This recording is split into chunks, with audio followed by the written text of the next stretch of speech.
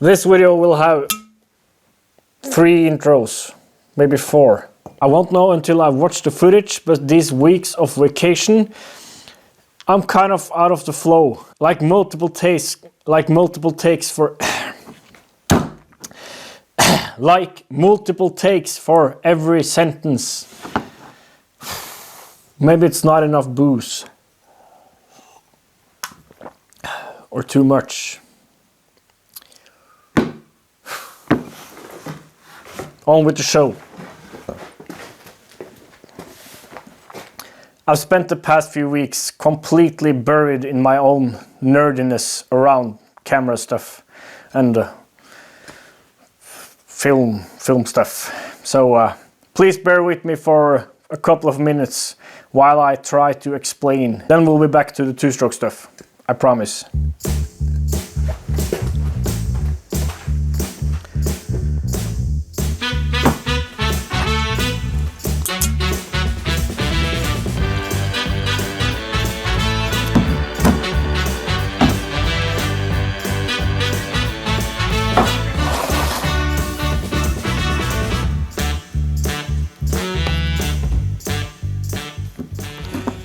Welcome back. Happy New Year. I'm dying. No. I've been on a little vacation. And I've gone down a rabbit hole. Opened a can of worms. Like I always do. You might notice something different with the footage. I'll give you a little hint.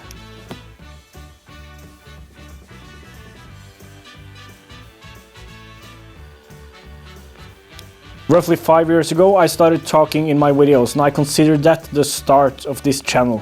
And I was filming myself with this camera, which I got for free with a phone. A year later or so, maybe 2, I bought a cheap DSLR, a Nikon D5100 used.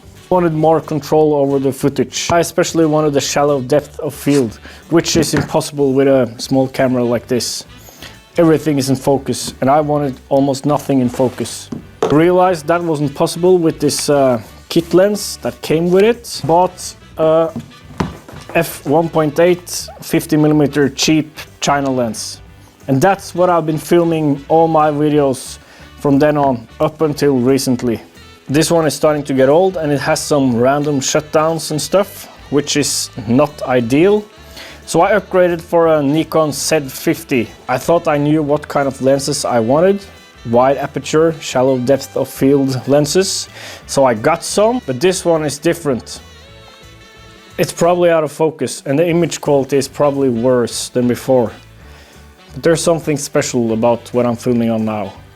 Notice anything weird about this straight piece of extrusion?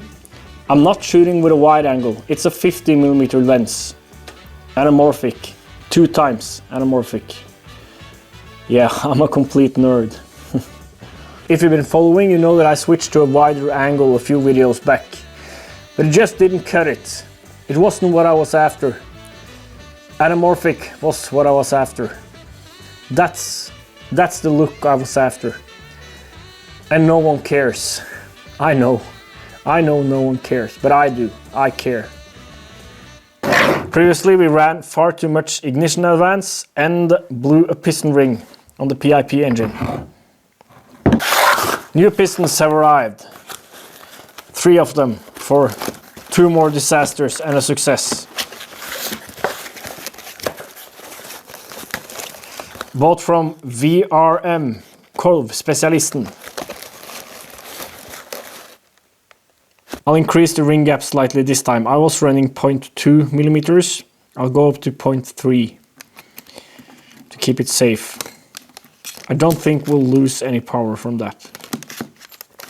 These body kit pistons, it says VRM, but it's really body kit pistons. They come with really nice circlips without ears, and also a really nice wrist pin, thin-walled, with a taper or a bevel here to keep the pins in place.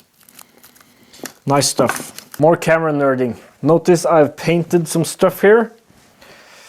Everything looked like shit, and that's why I like the shallow depth of field. And now that I'm not filming with that shallow a depth of field, well, things need to look better.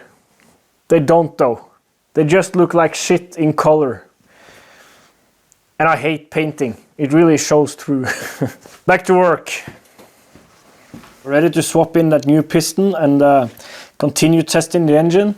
But I really think we need more reduction after the clutch now. I don't think the clutch is able to spin up this mass with the reduction on it now. It's 17 and 62, I believe. Start with a roughly 2-to-1 reduction with a jack shaft here, another chain drive here, and then have this sprocket with this chain connected to that jack shaft behind this other drive. I will have to order some sprockets and see if I need to machine a hub.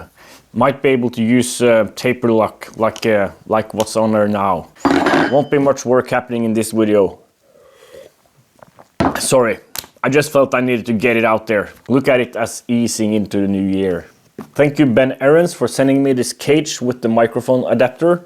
Should make the sound much better on the GoPro. I'll switch to this and show you my anamorphic rig. I feel you need to know what kind of a rabbit hole I'm going down here.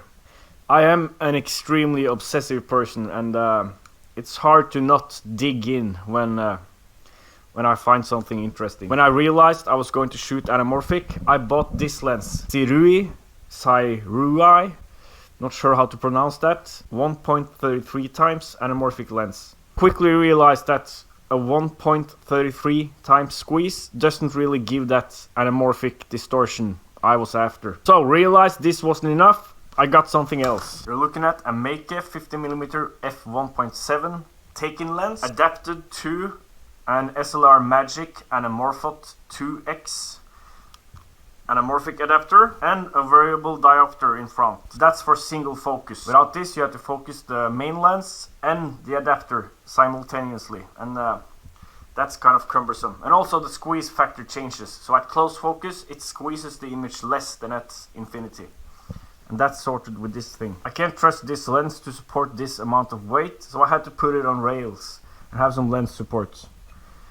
And I needed a bigger tripod to take the weight of all of this. And I needed this external monitor, because it's really hard to focus and frame when the image looks like this. This is what it looks like in camera when it's squeezed 2 times. And this is what it's supposed to look like. Quite a lot of stuff and a significant amount of money just for a slight bit of distortion. That's how I work. I am waiting for an achromatic doublet lens to put in front here to clean up the image a bit. Maybe let me stop down more and get rid of some softness and chromatic aberrations. Like you care. Happy New Year! Next video will be a proper one. See you next time.